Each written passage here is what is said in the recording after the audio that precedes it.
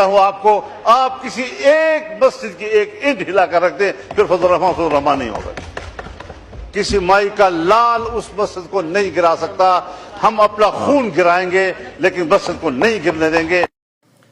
अब आप ये वीडियो मुलाहिजा फरमाइए कि मौलाना फजल रहमान की इज्जत बजा है कि अपनी जगह पर होनी चाहिए, क्योंकि मौलाना है, काफ़ी मदरसे अच्छा काम कर रहे हैं, मदरसों के हवाले से पाकिस्तान में मदरसे चला रहे हैं, लेकिन इनकी दोगली पॉलिसियों की वजह से इनसे फिर बंदा इख्तलाफात की तरफ चला जाता है कि अब ये असम्बली के फ्लोर पे खड़े होकर कह रहे हैं कि इस्लामाबाद में रावल चौक के करीब जो मदनी मस्जिद है उसकी मुंतकिली का आजकल पाकिस्तान या रनी रावलपिंडी इस्लामाबाद में ववेला मचा हुआ है।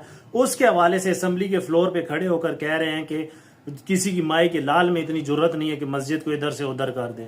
फिर उनको जवाब तलाल चौधरी साहब जो जवाब दे रहे हैं वो आप मुलाहिजा फरमाइए कि वो कह रहे हैं कि भैया आपके पार्टी के मेंबर की मौजूदगी में हमने ये फैसले किए हैं, आप कैसे असेंबली के फ्लोर ऑफ द हाउस में खड़े होकर आज कह रहे हैं कि किसी की माई के लाल में इतनी जरूरत नहीं है। तो डबल गेम खेलना बंद करें इस्लाम के नाम पर। आप ठीक है इस्लाम के लिए काम कर रहे हैं, लेकिन डबल गेम खेलना बंद कर दें। जनाब स्पीकर, अभी मौलाना फजल रहमान साहब ने मदरसे और मस्जिद की एक मुंतकली के बारे में बात की। उससे पहले मौलाना गफूर हैदरी साहब के पास आज से 3 दिन पहले रात मीटिंग हुई, फिर उससे अगले दिन एक बड़ी डिटेल मीटिंग हुई जिसमें पिंडी इस्लामाबाद के उल्मा मौलाना गफूर हैदरी साहब की रहाइशगाह पे थे और वहां जाकर बात की।